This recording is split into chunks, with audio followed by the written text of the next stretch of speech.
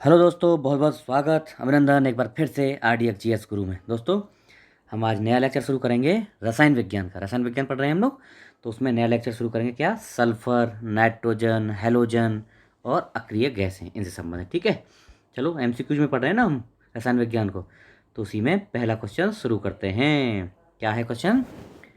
कौन सी gas noble gas कहलाती है? नोबल गैस तो कौन सी कहलाती है? Helium gas. देखो, आवर्त सारणी में समूह 18 में 6 तत्व हीलियम कौन कौन से? Helium, neon, argon, krypton, xenon और रेडोन, ये सभी सामान्य ताप पर रासायनिक रूप से अक्रिय गैसें हैं। ये गैसें उत्कृष्ट धातुओं जैसे प्लेटिनम एवं गोल्ड के समान मुक्त अवस्था में पाई जाती हैं तथा इसमें रासायनिक क्रियाशीलता का अभाव होता है, अतः इन्हें उत्कृष्ट गैस या नोबल गैस कहते हैं। ठीक है, क्या? उत्कृष्ट गैस या नोबल गैस कहते हैं। अगला देखते हैं, निम्नलिखित में से किस गैस की प्रतिशत मात्रा आयतन में वायुमंडल में सबसे कम है? तो इसमें कार्बन डाइऑक्साइड। देखो, नाइट्रोजन और ऑक्सीजन, नाइट्रोजन पहले नंबर पर, ऑक्सीजन दूसरे नंबर पर, तीसरे नंबर पर आर्गन होती है, इंपॉर्टेंट है। चौथे नंबर पर कार्बन डाइऑक्साइड, इंपॉर्टेंट है, मोस्ट इंपॉर्टेंट। बी ऑप्शन होगा। देखो, वायुमंडल में आयतन की दृष्टि से नाइट्रोजन 78%, दूसरे नंबर पर ऑक्सीजन है और लगभग 21% है ना, 20.95%। और वायुमंडल में आर्गन 0.93% तीसरे नंबर पर, और चौथे पर आती है 0.03% कार्बन डाइऑक्साइड। ठीक है, अगला देखो, वायुमंडल में नाइट्रोजन लगभग कितनी है? 78-79%, डी ऑप्शन। कौन गैसीय चक्र नहीं है? देखो, नाइट्रोजन का होता है, कार्बन का होता है, ऑक्सीजन का होता है, हाइड्रोजन का होता है नहीं, हाइड्रोजन का गैसीय चक्र नहीं होता है, डी ऑप्शन। ऑक्सीजन होता है, नाइट्रोजन होता है, कार्बन होता है। देखो, गैसीय चक्र में पदार्थ का मुख्य भंडार यानी स्रोत वायुमंडल एवं महासागर होते हैं। गैसीय चक्र में कार्बन चक्र, ऑक्सीजन चक्र, नाइट्रोजन चक्र और जल चक्र सर्वप्रमुख हैं, है ना। हाइड्रोजन का चक्र नहीं होता है, डी ऑप्शन होगा। गोताखोरों के सांस लेने संबंधी क्रिया में उपयोग की जाने वाली गैसें हैं कौन सी? Oxygen plus helium, B option. Most important है, ऑक्सीजन और helium, B B option. Helium और ऑक्सीजन का मिश्रण गहरे समुद्रों में गोताखोरों द्वारा वायु के स्थान पर सांस लेने के लिए प्रयोग किया जाता है, क्योंकि अधिक दाब पर हीलियम रक्त में कम विलेय होता है, बहुत कम मिलता है रक्त में। हालांकि विभिन्न परिस्थितियों में गोताखोरों द्वारा ऑक्सीजन तथा नाइट्रोजन और या ऑक्सीजन, नाइट्रोजन और हीलियम यानी ट्राइमिक्स बोलते हैं इसको, का भी प्रयोग किया जाता है। तो मतलब ऑक्सीजन नाइट्रोजन का भी हो जाएगा, ऑक्सीजन नाइट्रोजन और हीलियम का भी प्रयोग हो जाएगा, है ना। तो बी ऑप्शन हो गया। अगला देखो, हाँ, 6 नंबर क्वेश्चन, गोताखोरों द्वारा गहरे समुद्र में सांस लेने के लिए ऑक्सीजन के साथ कौन सी गैस? तो हीलियम मिलाते हैं। हीलियम कौन सी? Helium gas, A option. पढ़ लिए हम लोग। गहरे समुद्र के गोताखोर निम्न में से किस एक गैस का मिश्रण उपयोग करते हैं? तो हीलियम और ऑक्सीजन, ए ऑप्शन। पढ़ लिए। कौन सा तत्व सरसों के तेल, सरसों में तेल की मात्रा, मतलब इनमें से कौन सा तत्व सरसों में तेल की मात्रा बढ़ाने के लिए उपयोगी है? तो कौन सा होता है? सल्फर। 2021 आर में आया था, है ना। आर आने वाला है, देख लेना, इंपॉर्टेंट है। सल्फर पौधों के लिए आवश्यक दीर्घ पोषक तत्व है। यह सरसों के उत्पादन, सल्फर जो है, सल्फर दीर्घ पोषक तत्व है, और यह सरसों के उत्पादन एवं उसमें तेल की मात्रा बढ़ाने में अत्यधिक उपयोगी होता है। कौन अत्यधिक उपयोगी? क्या? सल्फर। सल्फर हेक्साक्लोराइड अणु का आकार कैसा होता है? तो ये अष्टफलकीय होता है। कैसा होता है? अष्टफलकीय है, बी ऑप्शन। सल्फर हेक्साक्लोराइड यानी SF6 रंगहीन, गंधहीन और अज्वलनशील अकार्बनिक यौगिक है। इसके अणु का आकार क्या होता है? ऑक्टाहेड्रल यानी अष्टफलकीय। अगला देखो, जल में आसानी से घुलनशील क्या होता है? तो ये होता है भैया अमोनिया, इंपॉर्टेंट है। जल में आसानी से घुलनशील अमोनिया। जल एक ध्रुवीय यौगिक है। जल के अणुओं के मध्य एक प्रबल विद्युतीय क्षेत्र होता है जो गैसों के अणुओं में द्विध्रुव आघूर्ण प्रेरित करता है। वे गैसें जिनमें उपस्थित हाइड्रोजन परमाणु जल के अणुओं के साथ सफलतापूर्वक हाइड्रोजन बंध बना लेते हैं, वे जल में अधिक घुलनशील होती हैं, जैसे अमोनिया। ठीक है, अमोनिया घुलनशील होती है। अगला देखो, जल किसी अन्य द्रव की अपेक्षा अधिक पदार्थों को घोल सकता है, क्योंकि इसकी प्रकृति क्या होती है? द्विध्रुवीय होती है, दो ध्रुवीय होती है, दो ध्रुव वाली होती है ना। ये ऑप्शन सही है, पढ़ लिए हम लोग। अगला देखते हैं फिर, कौन सा हास्य गैस यानी लाफिंग गैस के रूप में प्रयुक्त होता है? कौन? नाइट्रस ऑक्साइड है कहीं? नाइट्रस ऑक्साइड, ऑप्शन ए, 12 का ऑप्शन ए। नाइट्रस ऑक्साइड यानी N2O को हास्य गैस, लाफिंग गैस कहते हैं।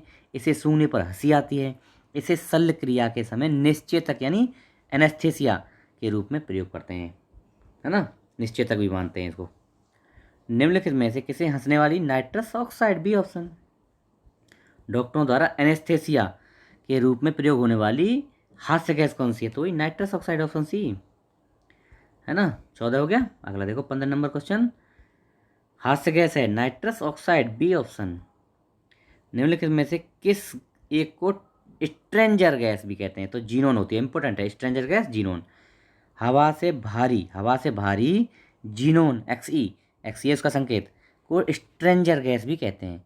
परमाणु क्रमांक 54 वाली इस गैस की खोज विलियम रामसे एवं मॉरिस ट्रेवर्स ने 1898 में की। इसकी वायुमंडल में मात्रा बहुत कम है। कौन सी? जीनोन, तो यही है स्ट्रेंजर गैस। अगला, कौन सा सही नहीं है देखना। अब तो आपको एक चीज़ समझाऊंगा यहाँ में, एक ट्रेंड पकड़ना। देखो, बोर्डो मिक्सचर कॉपर 2 सल्फेट और कैल्शियम हाइड्रोक्साइड का जल में मिश्रण और इसे फफूंदीनाशी के रूप में प्रयोग लाते हैं, पता है ये? हाँ चलो, हमको इसके बारे में कुछ नहीं पता, छोड़ दो। बेरिक अम्ल औषधि उद्योग तथा खाद्य परिरक्षण के रूप में प्रयोग किया था बेरिक अम्ल, ऐसा है क्या? तो ये भी नहीं पता हमें। शुष्क वर्ग ठोस कार्बन डाइऑक्साइड, ये हमने पढ़ा का, ये सही है। लेकिन अब डी ऑप्शन पे आना थोड़ा। हंसाने वाली गैस नाइट्रिक ऑक्साइड होती है? नहीं, नाइट्रस ऑक्साइड होती है, तो यही गलत हो गया, गलत ही पूछा था। ऐसी चीज़ देखना है कभी भी, बहुत जल्दी। देखो डी ऑप्शन में हमने, इन्होंने जो है गलत को रखा है, और हम ए बी सी आते आते पेशेंस लूज कर देंगे और गलत कर जाएंगे। ये ध्यान रखना है, कभी भी ऑप्शन लास्ट तक पढ़ना है, ठीक है। नाइट्रस ऑक्साइड, नाइट्रिक ऑक्साइड नहीं, बल्कि नाइट्रस ऑक्साइड, N2O, NO नहीं, N2O को हंसाने वाली गैस, लाफिंग गैस कहते हैं, ठीक है। ऐसे पकड़ना है क्वेश्चन को। नाइट्रोजन मुक्ति से होता है क्या? स्थल मंडलीय एवं वायुमंडलीय नाइट्रोजन की मात्रा अप्रभावित, कोई प्रभाव नहीं होता, सी ऑप्शन। देखो पढ़ो इसको, समझना पहले। नाइट्रोजन चक्र ऐसी प्रक्रिया है जिसमें नाइट्रोजन का उसके भिन्न भिन्न रासायनिक रूपों में रूपांतरण होता है। नाइट्रोजन चक्र के अंतर्गत आने वाली प्रमुख क्रियाओं में स्थलीकरण होता है, खनिजीकरण होता है, नाइट्रीकरण होता है तथा नाइट्रोजन मुक्ति होती है। ये प्रमुख हैं।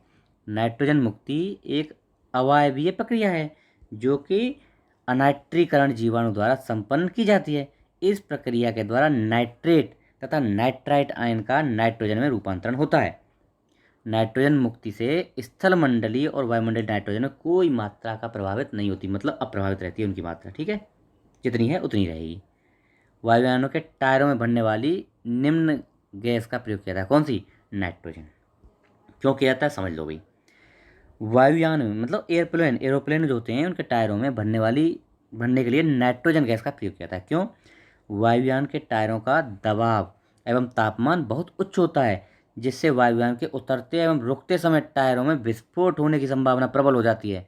नाइट्रोजन गैस का दबाव कम होने के कारण टायरों में विस्फोट की संभावना को कम करने के लिए वायुयान यानी एरोप्लेन के टायरों में इसको भरा जाता है, किसको? नाइट्रोजन को। अगला देखो, किस तत्व की कमी को पूरा करने के लिए कीट भक्षी पौधे कीटों को पकड़ते हैं? तो नाइट्रोजन, बिल्कुल क्लियर है। तो भाई नाइट्रोजन को पकड़ने के लिए बी ऑप्शन, नाइट्रोजन पौधों की वृद्धि के लिए आवश्यक तत्व है। कीट भक्षी पौधे प्रायः ऐसे स्थानों पर पाए जाते हैं जहां भूमि में नाइट्रोजन की कमी होती है, इसलिए ये कीटों को मारकर उनके शरीर से नाइट्रोजन प्राप्त करते हैं। कीट भक्षी पौधों का लगभग 440 प्रजातियों का अब तक पता लगाया जा चुका है। भारत में कौन कौन से हैं? भारत में ये कहाँ कहाँ मिलते हैं ये समझ लो।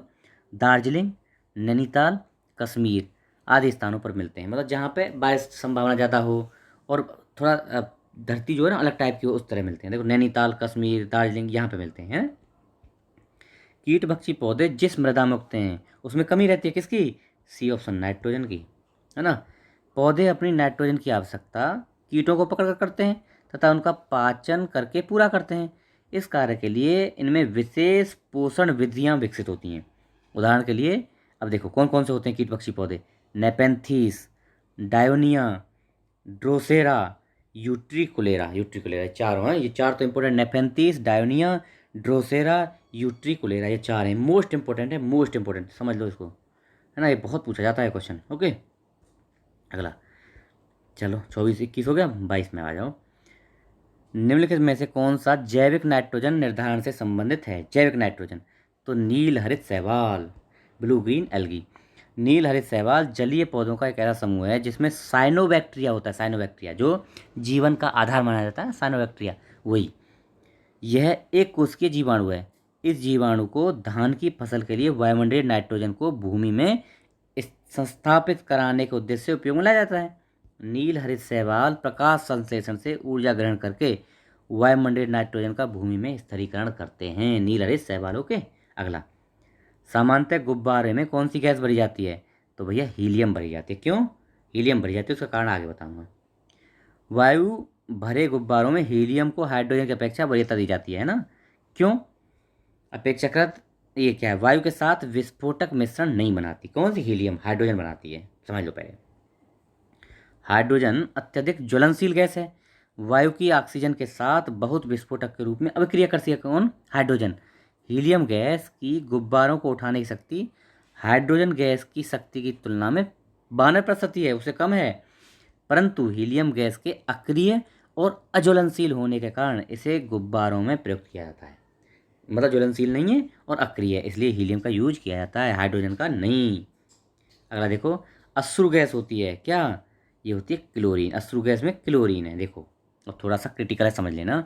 अश्रु गैस, टीयर गैस जो है, का प्रयोग कभी कभी अनियंत्रित भीड़ के लिए तितर बितर करने के लिए किया जाता है। इसके मानव नेत्र के संपर्क में आने से आंखों में जलन होती है तथा आंसू टपकने लगते हैं। अब देखना, इसका नाम पढ़ना, एल्फा क्लोरो एसीटोफिनोन और टू क्लोरो, ये तो एक हो गई, टू क्लोरो बेंजेल मेलोनाइट्राइल और एक्रोलिन, ये आदि कुछ प्रमुख अश्रु गैसें हैं, टीयर गैसेज हैं।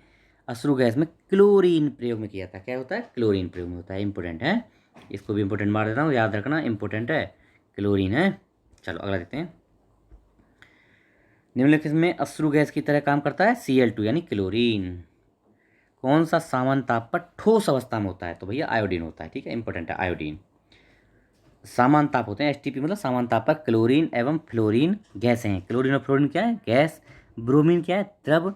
जबकि आयोडीन एक नीले काले रंग का अपारदर्शी क्रिस्टलीय ठोस होता है। क्रिस्टलीय ठोस होता है। और क्लोरीन फ्लोरीन गैस, ब्रोमीन द्रव।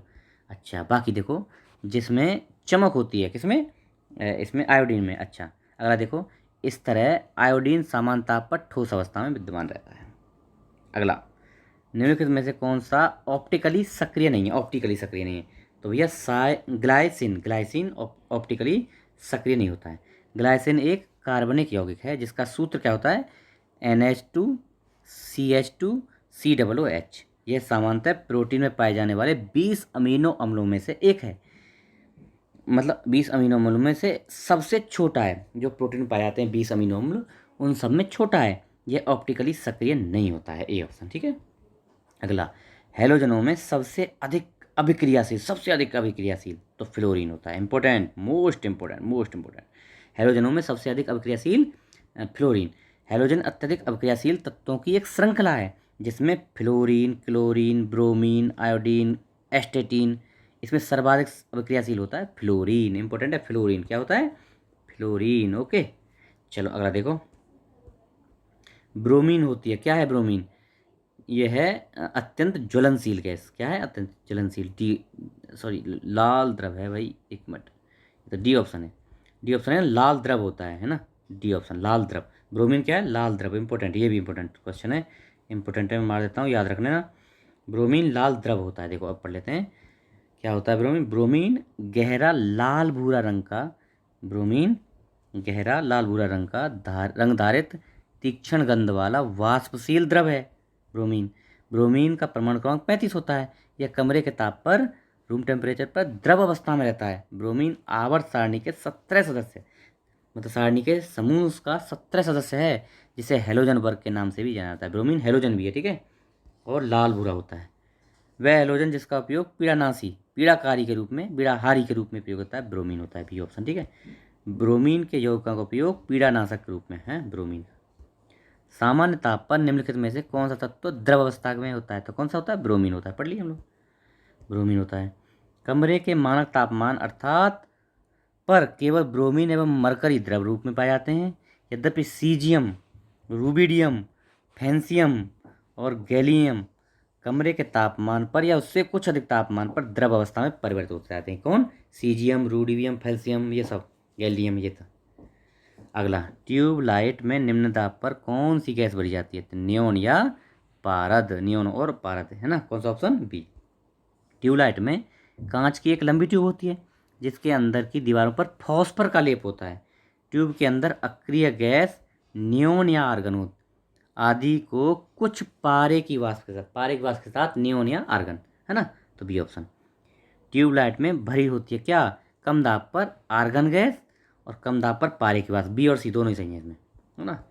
ट्यूबलाइट में कम दाब पर पारे की वाष्प तथा एक अक्रिय गैस कौन सी? आर्गन, मुख्यतः आर्गन या नियोन, कोई भी। साथ ही ट्यूबलाइट में प्रयुक्त कांच की आंतरिक सतह पर फॉस्फर पाउडर लेप होता है, फॉस्फर का। तो लेक्चर संपन्न हुआ। आशा है आपको पसंद आएगा। अगर आप चैनल पर नए हैं तो इसको सब्सक्राइब कर लीजिए, लोगों को बताइए, शेयर करिए और थोड़ा सा हेल्प करिए इसको, चैनल को बढ़ाने में। Okay, thank you so much. जय हिंद।